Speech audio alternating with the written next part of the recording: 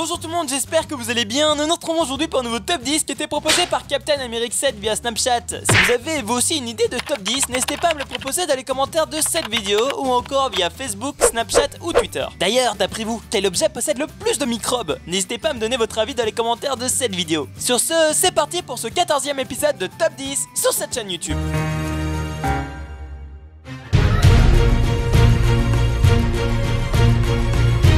Mais avant de commencer ce top 10, sachez que mon but n'est pas qu'à la fin de cette vidéo vous soyez dégoûtés de tout et que vous deveniez hypochondriaque. Il est évident que nous sommes entourés en permanence de microbes, même que certains vivent en nous. Mais bon, sans elles, nous ne serions pas en vie, donc ce n'est pas plus mal de les avoir, nous sommes d'accord. Commençons directement avec le numéro 10.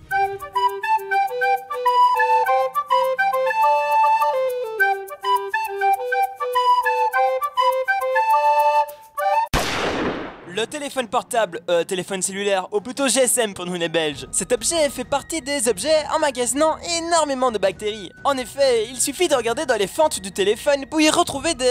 je ne sais pas trop comment on peut appeler ça. Bref, en tout cas, ce sont bien des bactéries. Nous pouvons également retrouver ça dans les trous de la manette de la PS4. Une étude britannique a même révélé que certains téléphones portables peuvent être des lieux de reproduction pour les bactéries de type Staphylococcus qui ressemblent à ça. Celles-ci peuvent donner des infections de la peau et même des méningites. La prochaine fois qu'un de tes potes te proposera de te montrer une vidéo sur son GSM, surtout ne pense pas au nombre de fois qu'il s'est peut-être gratté les couilles pour après prendre son téléphone. Ou voire pire, mais bon, je ne vais pas entrer dans les détails. Passons directement au top 9.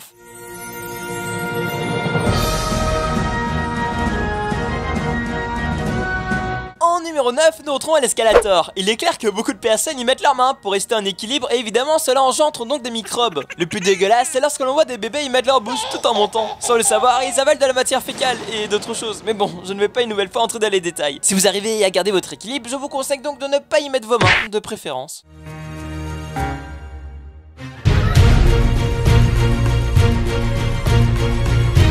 Numéro 8, le chariot d'épicerie appelé plus couramment le caddie. Des chercheurs de l'université d'Arizona ont conclu que l'on retrouve plus de bactéries, de salive et de matière fécale sur les caddies que dans les toilettes publiques ou même les téléphones. Vous vous rendez-vous compte? Personnellement, quand je prends un caddie en main, enfin je ne le prends pas en entier, je prends les poignets pour le pousser. Enfin bref, vous m'avez compris. J'ai tout le temps les mains moites et quand je regarde mes mains, je vois plein de particules noires ou mes ongles qui sont tout noirs après. Et puis même, il suffit de sentir l'odeur de mes mains pour me rendre compte qu'il ne s'agit pas là d'un caddie tout neuf ou nettoyé de la veille. Bon, désolé pour ce moment un peu dégueulasse. Sinon vous, avez-vous déjà touché quelque chose qui vous semblait répugnant? N'hésitez pas à en faire part dans les commentaires, je trouve le sujet plutôt intéressant. Bref, dirigeons-nous vers le top 7.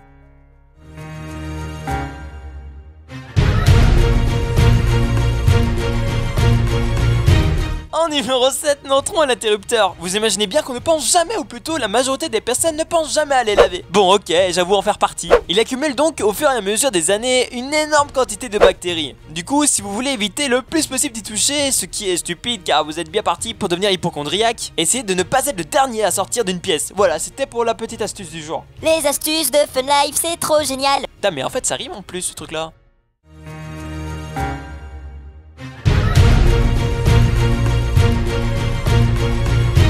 Number 6. Et oui, je vais vous parler des petits billets verts que nous aimons tous. Une analyse a été faite sur des billets rassemblés au hasard par des chercheurs en Ohio. Bon, pardon pour la prononciation. Cela a permis de démontrer que la majorité des billets transportaient assez de bactéries pour causer encore plus de problèmes aux personnes ayant déjà un système immunitaire affaibli, comme le cancer par exemple. Des bactéries pathogènes quoi. En même temps, des chercheurs venant eux d'Oxford affirment qu'il y aurait en moyenne près de 26 000 bactéries nichées sur nos billets et pièces. Quand tu penses que des gens mettent de l'argent dans leur bouche, c'est juste dégueulasse. Bah c'est comme si tu léchais la cuvette des WC. Bah à la limite ce serait même encore plus propre.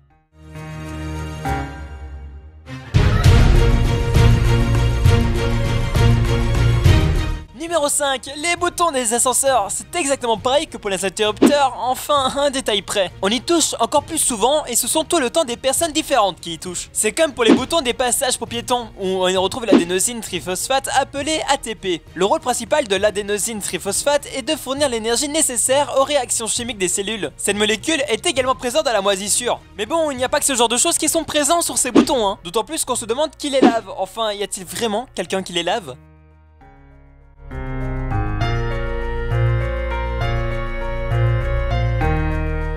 La poignée de la pompe à essence. Et je n'entends rien dit, laisse-moi le temps là. Bon, je disais donc, numéro 4, la poignée de la pompe à essence. Beaucoup de personnes achètent un petit truc à manger dans le magasin après avoir fait le plein et mangent donc sans se lever les mains par la suite. Ça revient à lécher chaque main qui ont touché la poignée de la pompe à essence. Surtout que vous avez sûrement payé avec des pièces ou billets la nourriture. Bref, rien qu'après avoir fait le plein et mangé, vous vous êtes plus gavé en bactéries qu'en nourriture.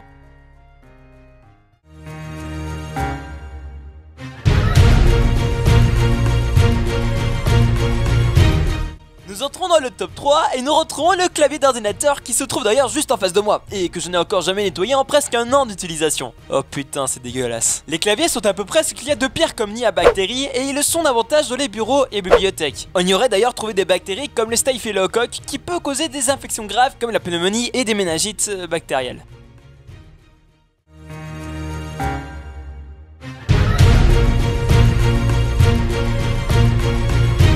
Numéro 2, la fontaine à eau potable. Vous savez, ceux qui se trouvent dans certains lieux publics comme dans les musées, les bibliothèques ou même peut-être dans votre école. Et bien justement, prenons celle des écoles par exemple. On peut y trouver plus de 2,5 millions de bactéries au pouce carré sur le robinet. Du coup, si tu as soif, autant boire l'eau des chiottes. Bah oui, ça reviendra à quasiment au même.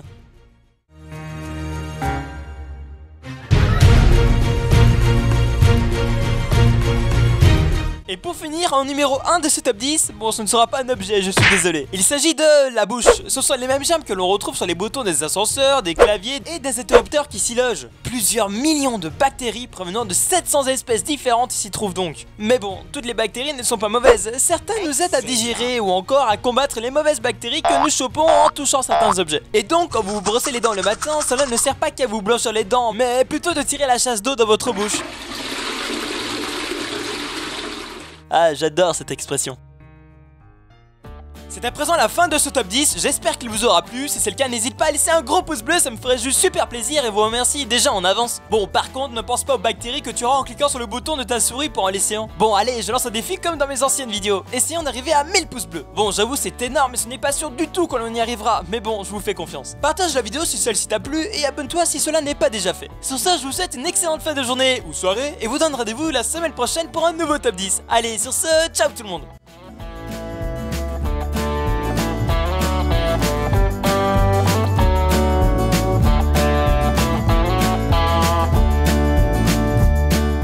Merci énormément à ceux qui m'ont envoyé un dessin, ça m'a fait énormément plaisir. Et d'ailleurs, si vous aussi vous voulez en faire un, n'hésitez pas et envoyez-le moi une fois fini à cette adresse email ou via Facebook en message privé. Je mettrai tous ceux que j'aurai reçus dans le prochain top 10.